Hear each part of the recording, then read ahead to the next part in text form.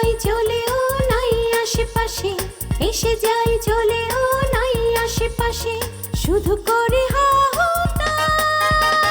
বাকুমটা বাতাস, হায় রে বাকুমটা বাতাস। জেগে থাকে ঘুমে, ঘুম না তো ভাঙে, জেগে থাকে ঘুমে, ঘুম না তো ভাঙে, উপরে নীল আকাশ। ইতি উতি খুঁজি, ইতি উতি খুঁজি, ইতি উতি খুঁজি, ইতি উতি খুঁজি, আছে মন গাঙে করি নাই রে তালাশ। বাকুমটা বাতাস, হায় রে বাকুমটা বাতাস। তুই শুধু শুধু কিন্তু আমার লগে রাগ করতেছস। আচ্ছা আমার দোষটা কি? তুই একবার চোখে আঙ্গুল দিয়ে দেখাই দে, তারপর নয় আমার লগে কথা না কই তুই চলে যা। দেখ জালাল, তুই ভালো করে জানাস ময়ূরী ভাবি আমার কত বড় সর্বনাশ করতে চাইতেছিল। এরপরও যদি তুই মনে করো যে তোমাকে আমি হাইসে হাইসে কথা কবো, সেটা তো সম্ভব না রে।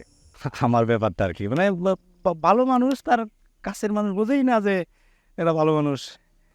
হ্যাঁ, রানীর সাথে বিয়ের ব্যাপারে কি তুমি নিজে কথা ভাবতেছো? এই বদমাইশটার লগে কোনোভাবে রানীপুর বিয়া দেওয়ার চিন্তা ভাবনা করবেন না, তাহলে কিন্তু রানীপুর জীবনটা একবারে তেজপাতা হয়ে যাইব। আমি নিজে আমার এই মোবাইল থেকে মেসেজ করে রাজা ভাইরে জানাইছি যে আমি কোন জায়গায় আছি আর আমার সাথে যে মহুয়াও আছে। মহুয়া পরে ফারুক ভাইয়ের লোকে বিয়েটা দিয়ে দাও। বেটা পাত্র হিসেবে ফারুক তো কোনো ফুলাই না। ফারুকের লোকে বিয়া দিলে মুবাফার জীবনটাই তেজপাতা। আমি রানীরে বিয়ে করতে চাই। মানে তুমি বুঝো নাই, রানীরে যদি আমি একবার বিয়ে করতে পারি তাহলে আমার হাতে কি চলে আসলো। তুই রানীর বিয়ে করতে চাস? মুখ বলছিস তোর লগে রানীর বিয়ে নিতে রাজি হইব? তুই খালি একবার রানীরে তুমি আমার। দেখ দবির, এইসব ঝামেলার মধ্যে আমি আর জড়াইতে চাই না। আহা হারান্দা, আরে তুমি যাইতে চাও না, এটা কইলে কি হইব? এই কামটা তোমার আমার কইরেই দিতে। দেখ, বোঝার চেষ্টা কর, এইসব জানাজানি হয়ে গেলে মানুষ খুব খারাপ করে। আমি মানুষের কাছে আর খারাপ হইতে চাই না। এই কথাটা তুমি আর আমি ছাড়া এই পৃথিবীর পশু পাখি মানুষ তো দূরের কথা একটা গাছপালাও জানো। তাতে করে একটা জিনিস হলো, আমি রানীরে পাইলাম আর তুমিও কিছু নগর থেকে পাইলা। দেখ দবির, আবার একটু ভাবার সময় দে, ভাইবে দেখি। আহা হারান্দা, ইহেন তো এত কিছু ভাবার নাই, এটা খুবই সহজ জিনিস। আমি তোমার ছোট ভাই না? হ্যাঁ, আমি তোমার ছোট ভাই হিসেবে তোমার কাছে কোনো আবদার করতে পারি না? আমার এই আবদারটা তোমার রাখতেই হবে। তা আমার দিকটাও তো একটু দেখবি নাকি?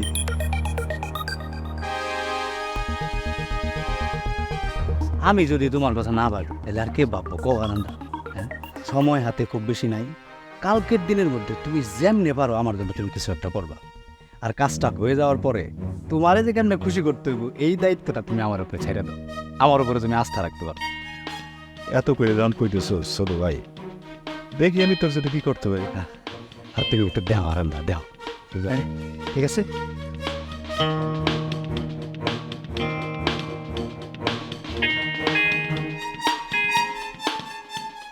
রাজান, ও রাজান, ইনশাআল্লাহ। একটু এদিকে আয় তো বাজান।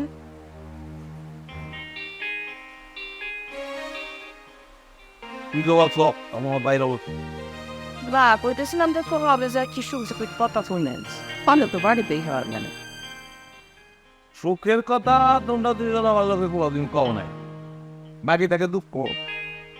আমি তো তোমাকে দুঃখের কারণ তো 2-4-10 দিনে এমন কোনো কাজ করি নাই যে কারণে তোমাদের দুঃখ পাইতে হইব আর সেটা নিয়ে আমার সঙ্গে আলাপ করতে হইবে। বেয়াদবটার কথা শুনলে রাখে না, অল্লকে বলে কোনোদিন আমরা সুখের কোনো কথা কই না। হয়তো কোনোদিনও ভালো মতো কথা কইতে পারে না। ও জন্মের সময় ওর দাদি তো 1 চামচ মধু দিছিল মুখে, আল্লাহই জানে ওই মধু কোথায় উধাও হয়ে গেল। কথার রেলগাড়ি তো এক লাইন থেকে আর এক লাইনে চলে যেতেছে। আসল কি কথা করার লেগে আমার ডাক্তার সেটা কইলে খুশি হোক।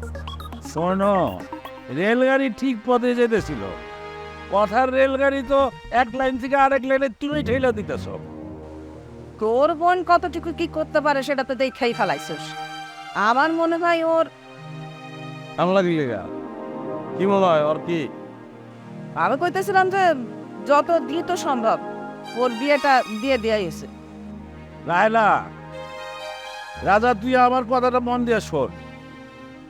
ওর যে প্রস্তাবটা আসছে, ছেলেটা তো মিলিটারি, আমার মনে হয় ওর সাথে বিবাহ দিলে এটা একটা ভালো কাজ হয়। এই মুহূর্তে কি ওর বিয়া দেওয়াটা উচিত দেব? উচিত হইব না কেন? ওই মাইয়া যতদিন আমার বাড়িতে থাকবো ততদিন আমাকে মান সম্মান নষ্ট। শোন, বারবার এক ভুল করা চলবো না। আমি আর বিয়া করতে চাই না ভাইজান। কারণটা কি? কেন বিয়া করতে চাস না? বিয়া করতে চাই না তার দুইটা কারণ আছে। কি কি কারণ তো? প্রথম কারণ হইতেছে আমি লেখাপড়া শেষ না করে বিয়া করবো না। আচ্ছা, দ্বিতীয় কারণ? দ্বিতীয় কারণ হইল তুমি আমার বড় ভাই, তোমার বিয়া না দিয়ে আমি বিয়া করবো না। ঢঙের কথা বাদ দে, তরে লেখাপড়া করানোর স্বাদ আমাকে মিটটা গেছে। তরে নিয়ে আমরা আর কোনো স্বপ্ন দেখি না।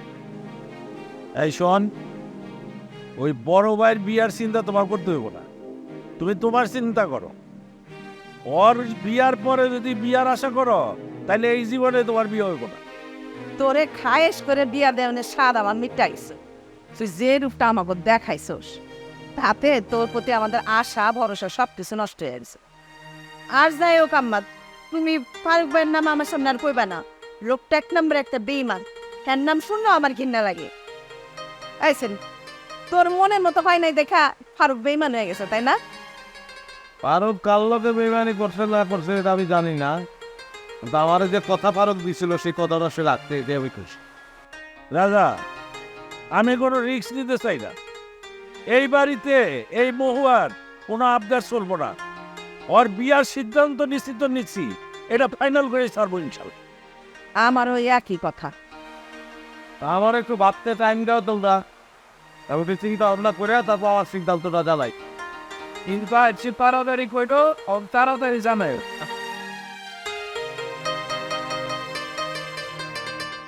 ভাইজান বৃষ্টি পড়তেছে, ছাতাটা নিয়ে যাও।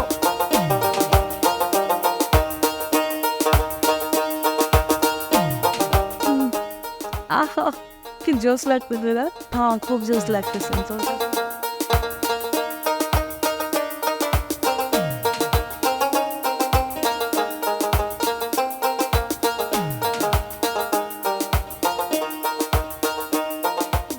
শোনো বেনি, তোমরা দুই বোনে মিলা আমার লগে যে হাই গ্রেডের দুর্ব্যবহার করছো, তা তো এই জীবনে তোমাকে দুই বোনের লগে যাচ্ছে কথা কর কোনো ইচ্ছা আমার ছিল না।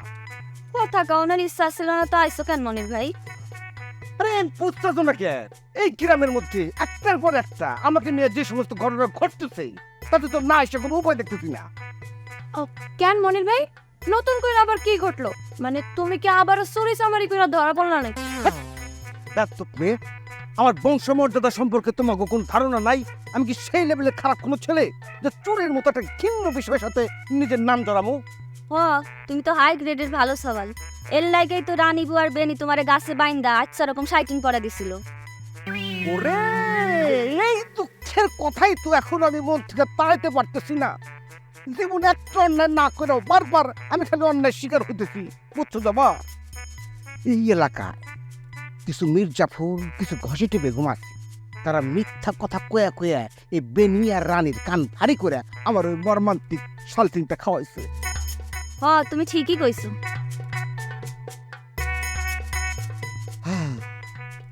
শোনো বেনি, এই এক জীবনে তোমরা তো আমার উপর মেলা অন্যায় মেলা অত্যাচার করছো, অথচ একটা অন্যায়ের প্রতিবাদ কইরা যে পাপগুলা খামায় রাখছো সে পাপগুলা কয় না।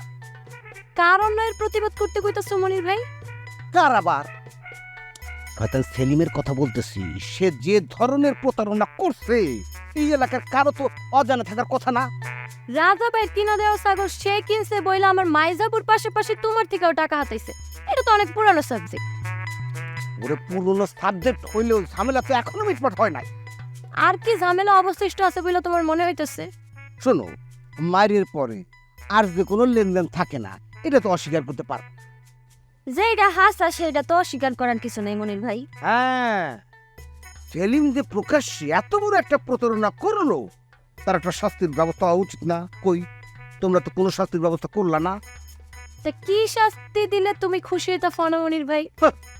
আমারে খুশি করতে চাও? সেলিম রে যে তোমাকে কোনো কিছু করার ক্ষমতা নাই সেটা আমার বোঝা হয়ে গেছে। যদি ক্ষমতা থাকতো এতদিন অবস্থা একটা ব্যবস্থা তোমরা নিতা। হ্যাঁ, এইটা ঠিক কথা কইছে। শোনো, তোমরা দুই বোনে কি করবা না সেটা তোমাকে ব্যাপার। আমার কথা হইল, তোমরা দুইজন মিলা গাছের সাথে বাইন্দা আমার যে আঘাতটা করছো, সেই কারণে আমার কাছে তোমাকে ক্ষমা পেতে হইল। মামা হ্যাঁ, আমার কাছ থেকে সেলিম যে টাকাগুলো নিছে, সেই টাকার 3 গুণ টাকা তোমাকে ফেরত দিলাম। আহা, তোমার থেকে টাকা নিছে সেলিম ভাই, সেই টাকা আমরা কেন তোমার 3 গুণ ফেরত দিতে যাবো? কারণ তোমার বোন রানীর কথা বইলাই সেলিম আমার কাছ থেকে টাকাগুলো নিছে। এখন যদি টাকা তোমাকে দিতে ইচ্ছা না করে, তাইলে ওই সেলিমরে সালফিং দিয়া একটা কেস কি করে ফেলে টাকাগুলো তুলে দেওয়ার ব্যবস্থা করো। হওয়া তোমার ফ্যামিলিতে তো আমার মাইয়া বিয়া দেওয়ার কথা ছিল যে আমার বিয়াই সাহেব যা আবদার করবো আমি সেটাই মিটাইয়া দেবো। চিন্তা কইরা দেখ জবা, তার কাছ থেকে টাকা নিছে সেলিম, সেই টাকা কিনা আমরা তারে আদায় কইরা দিব, আবার আদায় কইরা না দিলে তারে আমার 3 গুণ টাকা ফেরত দিতে হবে। এইটা তার মামার বাড়ির আবদার, খারাপ ভাবে নিস না। আরে বোঝে না, আমি তো আর বলতেছি না যে এইটাই তোমাকে করতে হইব। আমি কইতেছি তোমরা দুই বোনই আমার যেভাবে শাল্টিং দিছো, ঠিক একইভাবে সেলিমরে শাল্টিং দাও, তাইলে তো আমি খুশি হয়ে যাই। তোমার কি ধারণা মনির ভাই, আমি আর আমার রানী বউ সেলিমরে কোনো শাস্তি না দিয়ে তারা এমনি এমনি ছাইরা দিমু? এটা তো কখনোই হইতে পারে না। তাইলে সেলিম রে তোমরা কি করতে চাইতেছো? আমি যতটুকু শুনছি রানী বউ তো তার একটু স্লাইড চালিয়ে খুঁজতেছে, একবার তার লগে শুধু দেখা হইবার দাও, বাকি অংশ তুমি ফ্রিতে রূপালী পর্দায় দেখতে পাইবা। এই তো এই কাজটা যদি করতে পারো, তাহলে বেনি তোমার আর রানীর উপর আমার কোনো রকম অভিযোগ থাকবো না, রাগ দুঃখ কিচ্ছু থাকবো না। তবে আমার অনুরোধ, আমারে তো তোমরা গাছের সাথে পিঠ পরে করে বাইন্দা পিঠে, ওই শয়তানটারে এইভাবে বাঁধবা না, ওরে এইভাবে বান্ধা গাছের ডালে দড়ি ঢেল দিবা, তারপর দড়ি টানবা, ওই শয়তানটা উপর থেকে উঠ, হ্যাঁ, তারপর ওই দড়িটা একটা গাছের সাথে বাঁধবা, তারপর না প্রস্তুত খোলা দায়টা সমস্ত হইব না, ওই পায়ের একদম নখ থেকে শুরু করে বড় কোটা নেও, বাইরেতে ভিডিও করবা, তাইলে মনে করো আমি হাই গ্রেডের খুশি থাক, হাই গ্রেডের খুশি না, এরকম একটা দিন আমার লাগবো রে। আজ তো একটা বলদ, এটার মাথার মধ্যে খালি উদ্ভট চিন্তা ভাবনা সব, আর কোষ না।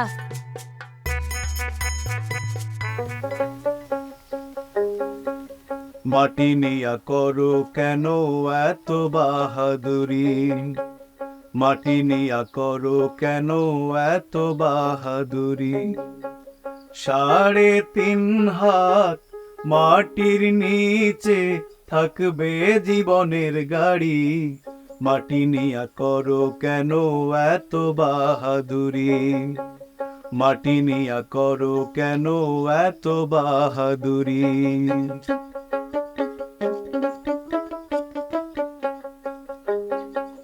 পাবে না আলো বাতাস, পাবে না খাওয়ার হাড়ি, কোটি টাকা থাকলেও তোমার পাবে না কানা করি, তোমার বিদায় বেলায় হবে তুমি তোমারই একলা সাথী, মাটি নিয়া করো কেন এত বাহাদুরি, মাটি নিয়া করো। গাও না, তোমার গান শুনতে এলাম, তুমি আমাদের গান বন্ধ করে দিলা, বিষয়টা কি? হাসা গমু না মিশা গমু? তোমার লগে কি আমার মিশা কথার সম্পর্ক? অবশ্যই হাসা কথা কইবা। তোমারে আসলে আমার একটা ভালো শ্রোতা বলে মনে হয় না। এইটা তুমি কি কথা কইলা জালাল ভাই? আমি হইলাম একজন সংস্কৃতির ধারক বাহক, রাত্রেবেলা ঘুমানোর আগেও আমি গান শুনা ঘুমাই, সেই আমারে তুমি কইতাছো আমি তোমার গানের ভালো শ্রোতা না? কবি আসলে দুষ্টমি করছে, ও দুষ্টমি করে বলছে। আমি একটু দুষ্টামি করে বলি নাই। আসলে তুমি অনেক বদলাই গেছো কবি, তোমার মধ্যে যে সরলতা ছিল ওইটা আর নাই। তুমি এই ধারণাটা একেবারে ভুল জালাল ভাই। অবশ্য আমি খেয়াল করছি আমার পত্রিকায় নাটক ছাপা হওয়ার পর থেকেই তোমরা আমার কেমন যেন ভুল বুঝতেছো। কথাটা ঠিক না, তারপরে কইতে হইতাছে যে আমার মনে হয় তোমরা আমার মাইনাই নিতে পারতেছো। এটা কিন্তু একদম ঠিক বলছো তুমি কবি। ভাবি, আমি হইলাম একজন কবি, অন্যের মনের কথা যদি আমি নাই বুঝতে পারি তাহলে কেমনে হইব? আমার নাটক ছাপা হয়েছে কই আমার আশেপাশের লোকজন খুশি হইব, আমার নিয়ে গর্ব করব, তা না, উল্টা আমার হিংসা করা শুরু করছে। জি না, তোমারে নিয়ে কেউই হিংসা করতেছে না। তোমার নাটকটা পত্রিকায় ছাপানোর পর থেকে তোমার মধ্যে একটা অহংকারের জন্ম হয়েছে। তুমি একটু দেমাগি হয়ে গেছো, আর এইটাই কোনো লোক মাইনে নিতে পারতেছে না। শোনো জালাল ভাই, দামাক দেখানোর মতো কিছু করলে দামাক একটু দেখাইতে হয়। আর গ্রামের লোকজন তো এটা বুঝতে হইব আমার নাটকটা যে পত্রিকায় ছাপা হয়েছে এটা তো যেই সেই বিষয় না। তোমার কি ধারণা, রাজা যদি অনুরোধ না করতো তোমার নাটকটা কি পত্রিকায় ছাপা হইতো? এর মধ্যে রাজাবাড়ির কথাটা টাইম না আল্লাহকে, এটাই তো আমার মাথায় ঢুকতেছে না। কবি, আমি তোমার ভাইয়ের কাছ থেকে যতটুকু শুনছি, রাজাবাই অনুরোধ করছে তোমার নাটকটা পত্রিকায় ছাপানোর জন্য। এইসব ফাও কথাবার্তা তোমরা কই থেকে যে পাও না ভাবি। ময়ূরী একদমই ফাও কথা কয় নাই কবি। তোমার কি ধারণা, পত্রিকার সাংবাদিক রবিন ভাই এতদিন ধরে তোমার সাথে পরিচয়, কোনোদিন ফোন দিল না, হঠাৎ করে তোমারে কল করে বললো যে তোমার লেখাটা দাও, আমি পত্রিকায় ছাপাই দিই? কেন? তারা মানুষজনের কাছ থেকে শুনছে আমার লেখা সম্পর্কে, জানছে যে আমি ভালো লিখি, আমার নাটক পত্রিকায় ছাপানোর যোগ্য, সে কারণে আমার ফোন দিয়ে নাটকটা নিছে। বিষয়টা কিন্তু সেরকম না কবি। আসলে রাজা ভাইয়ের সাথে রবিন ভাইয়ের যখন পরিচয় হয়েছে, তখন রাজা ভাই তারে অনুরোধ করছে তাদের পত্রিকার সাহিত্য পাতায় যেন তোমার নাটকটা ছাপানো হয়। আর রাজার অনুরোধটা রবিন ভাই ফেলতে পারে নাই, তাই তোমার নাটকটা পত্রিকার সাহিত্য পাতায় ছাপাইছে। তোমার জন্য যে এত কিছু করলো, তুমি তারে এইভাবে এড়ায় চলতেছো কবি। আচ্ছা, তোমার দাবি যদি ঠিকই হয়, যদি রাজা ভাই সত্যি সত্যি রবিন ভাইয়ের কাছে আমার জন্য অনুরোধ কইরা থাকে, তাহলে সেই কথাটা আমারে কইতে রাজা ভাইয়ের কি এমন সমস্যা ছিল? কবি, যারা মানুষের উপকার করে তারা নিজের ঢাকডোল পিটায় উপকার করে না, এরকম নিভৃতেই করে।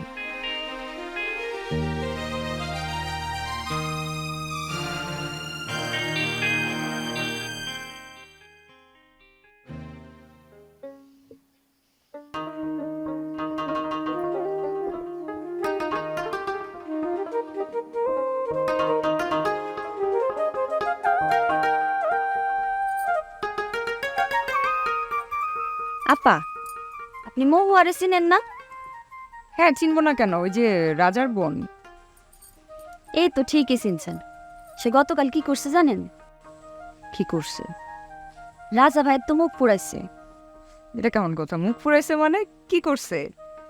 গতকাল তো বাড়ি থেকে বের হয়ে গেছিল রাজা ভাইয়ের বন্ধু ফারুক আছে না, ওর লগে বিয়া করবার জন্য। বলো কি? এই জন্যই মনে হয় কালকে রাতে রাজা যখন আমার সাথে দেখা করতে আসছিল তখন তার মুড অফ ছিল। হতে পারে। তারপরে কি হলো? যে কারণেই হোক, মহু আর ফারুক ভাইয়ের বিয়ে করবার পারে নাই। রাজা ভাই আর তার বাপ মিলা মহুয়ারে জোর কইরা বাড়িতে নিয়ে আইছে। কিন্তু ফারুক সাহেবকে অপছন্দ করার কারণ কি? সে তো ছেলে হিসেবে যথেষ্ট ভালো।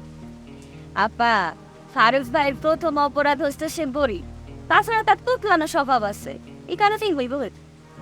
এইটা কোনো কারণ হতে পারে না একটা মানুষকে অপছন্দ করার। আর তাছাড়া মহু আর ফারুক একে অপরকে যদি ভালোবাসে তাহলে তো অন্য কারো আপত্তি করার কথা না।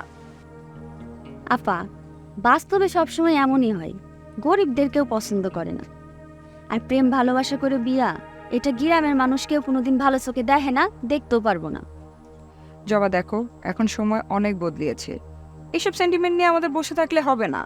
ধনী গরিব একসাথে হওয়া যাবে না, বিয়ে করা যাবে না, এগুলো বাংলা সিনেমাতেই মানায়, বাস্তব জীবনে এগুলো অচল। আপা, গ্রামের মানুষের সহজ সরল দেখাইলে কি হইবে? এদের মনের ভিতরটা অনেক জটিল, এদেরকে বোঝা এত সহজ না। আচ্ছা, আমি যদি রাজা সাহেবের সাথে এই বিষয়ে কথা বলি, আমি যদি সামহাও তাকে আমি ম্যানেজ করতে পারি, তাহলে কি বিয়েটা হতে পারে? রাজা ভাই রাজি হইলে বিয়ে হইতে পারে, কিন্তু আমার মনে হয় না রাজা ভাই রাজি হইবে। কেন? রাজা সাহেবও কি ধনী গরিবের এসব সেন্টিমেন্ট মানে নাকি? সেটা হয়তো মানে না, কিন্তু তার বন্ধু তার বোনরে বিয়া করবো, এটা সে কোনোভাবে মানতে পারবো না। তুমি এই ব্যাপারে কিভাবে এত শিওর হচ্ছি? কি যে কন্যা পার, আমি ছোটবেলা থেকে তাই দেখাইতেছি না, আমি যেটা করছি এইটাই ফাইনাল কথা, সে কিছুতেই মানব না।